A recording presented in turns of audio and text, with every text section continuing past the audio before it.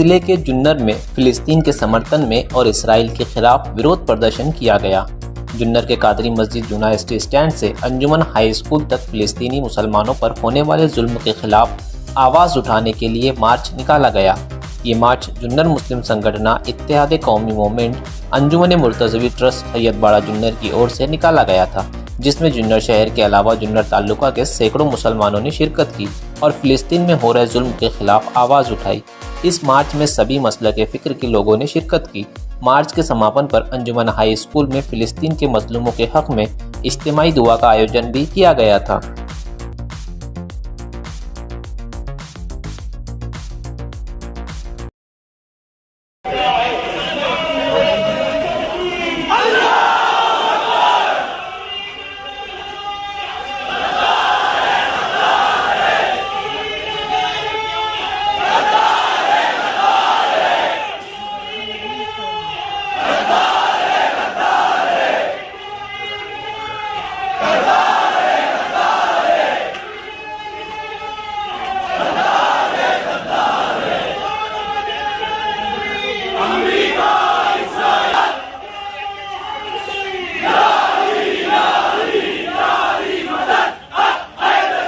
سب مسلم سنگھن کی طرف سے یہاں پہ جو مورچے کا آیوجن کیا تھا، سبھی لوگوں نے بہت اچھا طرح سے شانتی سے پورا یہ کاریکرم کیا کر کے سبھی کا یہاں پہ میں شکریہ کرتا ہوں اور یہاں پہ سب کو میں دھنیواد دیتا ہوں۔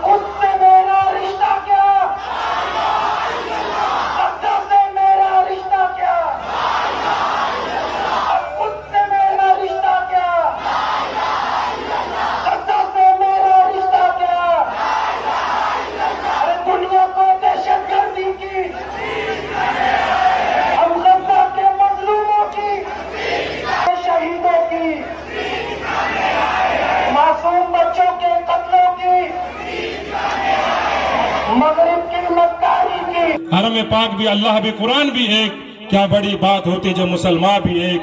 فرقہ بندی ہے کہیں اور کہیں ذاتیں ہے، کیا زمانے میں پنپنے کی یہی باتیں ہے۔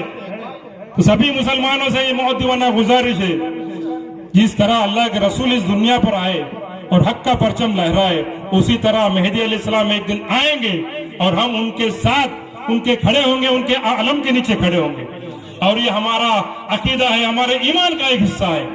تو اس وقت جیسے فرقے دنیا سے نکل جائیں گے، ختم ہو جائیں گے اور ایک پرچم کے نیچے تمام امت مسلمین جمع ہوں گی، اسی طرح آج جو ہے اس کی ٹرائل بول کے جنر کے تمام اطراف کے جنر، امبے گاؤں، جہاں جہاں سے لوگ آئے وہ ایک علم کے نیچے آئے۔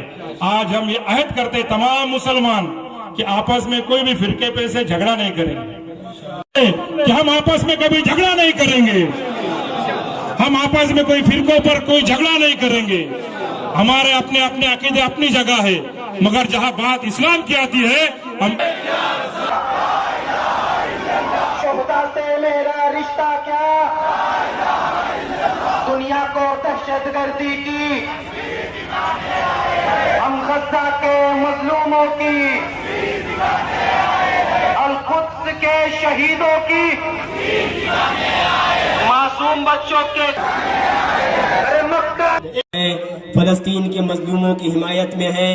آج جنر کی اس مقدس سرزمین پر ہزاروں توحید پرست جو ہیں اپنے مظلوم فلسطینی بھائیوں کی مظلومیت کو یاد کرنے کے لیے جمع ہوئے ہیں اور بزرگ شہید ہوئے ہیں، ان کی روحیں جو ہیں آپ کو سلام کر رہی ہیں، اس لیے کہ آپ ان کی حمایت میں آئے ہیں۔ لہذا میں ہندوستان کی آزادی کے عظیم رہنما مولانا محمد علی جوہر رحمت اللہ علیہ کے اس شعر سے جو ہے اپنی مختصر تقریر کا آغاز کر رہا ہوں۔ وہ فرماتے ہیں کہ دور حیات آئے گا قاتل قضا کے بعد، دور حیات آئے گا قاتل قضا کے بعد، ہے ابتدا ہماری تیری انتہا کے بعد، اور قتل حسین اصل میں مرگ یزید ہے، اسلام زندہ ہوتا ہے بس کربلا کے بعد۔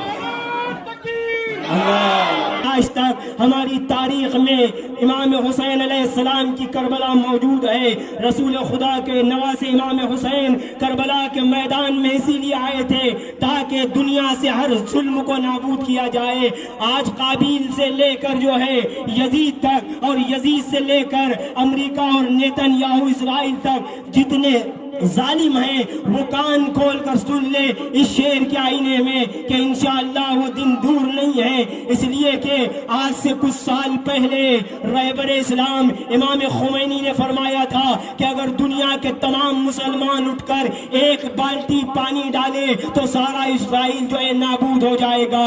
لیکن مقام افسوس ہے ہماری تاریخ میں میر جعفر اور میر صادق جیسے غدار بھی موجود اور مسلمان کہاں ان کی غیرتیں مر گئی ہیں. لیکن ہم نے دیکھا کہ اسی یونوں میں جو ہے ڈاکٹر رئیسی نے ایران کے صدر نے قرآن مجید کو اٹھا کر کہا کہ اس قرآن پر اپنی جان کو ہم قربان کرنے کے لیے تیار ہیں. ہمارے ہوتے ہوئے قرآن پر آج نہیں آ سکتی. لہذا آج مسلمانوں کا قبلہ اول بیت المقدس جو ہے ظالموں کے شکنجوں میں ہے.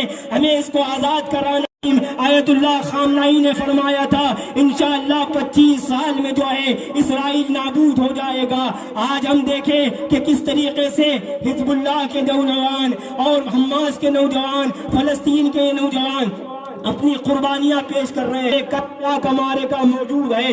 جب بھی ظلم کا سامنا ہوگا ہم کربلا کی راہ پر استقامت کے ساتھ چلتے ہوئے ہر ظلم کا مقابلہ جٹ ہو کر ایکتا کے ساتھ اتحاد کے ساتھ قرآن کی حفاظت کے لیے کعبہ معظم کی حفاظت کے لیے مکے کی سرزمین کی حفاظت کے لیے بیت المقدس کے سرزمین کی حفاظت کے لیے اور اسلام کی حفاظت کے لیے جو ہے اپنے قدم کو آگے بڑھانا ہے. انشاءاللہ آپ دیکھیں کہ کس طریقے سے مجاہدین جو ہیں آج جو ہے فلسطین میں ان پر ظلم ہو رہا ہے. ہماری آنکھوں کے سامنے مناظر ہیں کہ مائیں چھوٹے چھوٹے بچوں کو اٹھا رہی ہیں لیکن اسی جگہ پر جو ہے چھوٹے چھوٹے بچے جو ہیں ان کی نگاہوں کے سامنے مارے جا رہے ہیں لیکن ان کے دل میں اسلام اور قرآن کی محبت ہے. اسی مظلومیت کے عالم میں اللہ کا شکر کا سجدہ بھی کر رہی ہیں. ہاتھ دعاؤں کے لیے آسمان پر بھی اٹھ رہے ہیں. انہیں یقین بھی آنے والا ہے کوئی اسلام کا محافظ آنے والا ہے جو ہمیں ان ظالموں سے بچائے گا. لہذا ہم سب کی ذمہ داری ہے. آج سوشل میڈیا کے اوپر بہت سی فیک نیوز جو ہے آپ کو بغاوت کے ساتھ اکسا رہی ہے, آپ کے اتحاد کو توڑ رہی ہے, آپ کو تفرقے میں ڈالنا چاہ رہی ہے. لہذا ہمیں ہوشیار رہنا ہے. آج کے میڈیا کے سامنے سب سے بڑا پیغام اور آئینہ کربلا کا ہے. لہذا ہم نے دیکھا کہ کس طریقے سے رسول کریم کے مقدس نواسے کو کربلا کے میدان میں شہید کیا گیا تھا اور اسی تاریخ نے آج تک ہمارے سامنے وہ مثال بیان کی ہے کہ جب بھی ظالم مظلوم کو مٹانے کے لیے اٹھے تو ظالم نابود ہوتا ہے. انشاءاللہ اسرائیل بہت جلد نابود ہو. اسرائیل کے خلاف پوری دنیا راستے پر ہے لیکن اس اجتماع نے جو سب سے اہم دنیا کے لیے اطلاع دی, دنیا کے لیے خبردار کیا اور دنیا کے کانوں تک اپنی آواز کو عملی کردار میں پہنچایا, ہم سے زیادہ وہ یہ بچے ہیں. چونکہ یہ بچے اس وہ علامت ہے, وہ نشانی ہے جو انسانوں کے دلوں سے, انسانوں سے, کسی مذہب کے ماننے والوں سے نہیں. اگر ہم پوچھیں تو کہیں گے تم مسلمان ہو, کسی بھی مذہب کا ماننے والا ہو, اگر وہ انسان ہیں تو یہ بچے پوچھ رہے ہیں کیا ہاسپٹل پر حملہ کرنا انسانیت ہے؟ کیا چھوٹے اور معصوم بچوں کو مارنا انسانیت ہے؟ کیا جہاد یا مجاہد اسی کو کہتے ہیں جو بچوں کے خلاف حملہ کرے, جو اپنے اسلحوں کو بچوں کے خلاف استعمال کرے؟ اس کا مطلب یہ ہے کہ جنگ اس مرحلے پر پہنچی ہے کہ اب یہ مرحلہ اعلان کر دے کہ کون جیتا اور کون ہارا. نہیں ہے, ایک طرف مجاہد ہے تو دوسری طرف بزدلی ہے. بچوں پر اس وقت حملہ ہوتا ہے جب سامنے والا مجاہدوں سے لڑنے میں ڈرتا ہے. سامنے والے نے ہاسپٹل اور بچوں پر اور عورتوں پر حملہ کر کے یہ بتا دیا ہے کہ اب ہم اپنے بچانے کے لیے ہاتھ پیر مار رہے ہیں ورنہ ہم ختم ہو چکے ہیں. کرا کر رہیں گے. والسلام علیکم ورحمۃ اللہ. سے اپنے دلوں پر کھا رہے ہیں، جو مسکرا کر اس دنیا سے رخصت ہو رہے ہیں، اس کے بعد کے پیچھے کیا عقیدہ ہے؟ ان کا عقیدہ پختہ ہے کہ یہ دنیا ختم ہونے والی ہے، آخرت بپا ہونے والی ہے، اور اللہ فرمائے گا آخرت میں وَامْتَازُوا الْيَوْمَ أَيُّهَا الْمُجْرِمُونَ، اے مجرموں الگ صف میں کھڑے ہو جاؤ۔ اللہ فرمائے گا اَيْنَ الْمُتَكَبِّرُونَ، غرور اور سامنے لے آؤ۔ اَيْنَ الْجَبَّارُونَ، دنیا میں تماشا کرنے والے، ظلم و جبر کرنے والے، ناحق لوگوں کا قتل کرنے والے کہاں ہیں؟ میرے سامنے دنیا آج صلاح الدین ایوبی کی منتظر ہے، دنیا آج خالد بن ولید کی منتظر ہے، دنیا آج حضرت امام حسین کی منتظر ہے، دنیا آج ان جرأت و بہادرانہ انداز سے ایک ایک لاکھ کے لشکر میں گھس کر ان کی گردنیں کاٹنے والے اسی سرزمین پر، غزہ کی سرزمین پر سیدنا امام حسین کے پیروکار پیدا ہو کر رہے ہیں۔ لبیک لبیک عہد، یہ بیکار نہیں جانا چاہیے۔ اقصیٰ کے نام پر یہ مسجد اقصیٰ کوئی معمولی، ابھی سے ہم شروع کرتے ہیں۔ ہم وہ کولڈ ڈرنکس جو اسرائیل میں بنائی جاتی ہے اس کو نہیں پیئیں گے انشاءاللہ تعالی۔ وہ اشیاء، وہ چیزیں جو اسرائیل بناتا ہے، جس کا اسرائیل میں عمل دخل ہے، ان چیزوں سے پرہیز کریں گے انشاءاللہ تعالی۔ اور اسی کے ساتھ دعا کا ہم آغاز کرتے ہیں، اور دعا کے لیے اللہ کے سامنے ہم کو عاجزی اور انکساری کے ساتھ وعلى آل إبراهيم إنك حميد مجيد اللهم بارك على محمد وعلى آل محمد كما باركت على سيدنا إبراهيم وعلى آل إبراهيم إنك حميد مجيد اللهم وتنزع الملك ممن تشاء وتعز من تشاء وتنکے حالوں پر رحم فرما، اہل فلسطین کو فتح نصیب فرما۔ آج کئی سینکڑوں سالوں سے صرف اس وجہ سے ظلم سہ رہے ہیں رب کریم کہ وہ تیرے رسول کے غلام ہیں، وہ غلامی پر ڈٹے ہوئے ہیں۔ ان کی جرأت و بہادری کو ہمارا سلام۔ دنیا کا کوئی مومن، دنیا کا کوئی پرہیزگار ان پر رحم فرما، ان پر رحمت کی بارش برسا دے۔ مولا تو کوئی رب ہے جس کو ہم الحی کہتے ہیں، جس کو ہم القیوم کہتے ہیں۔ تو زندہ ہے، تو قائم رہنے والا ہے۔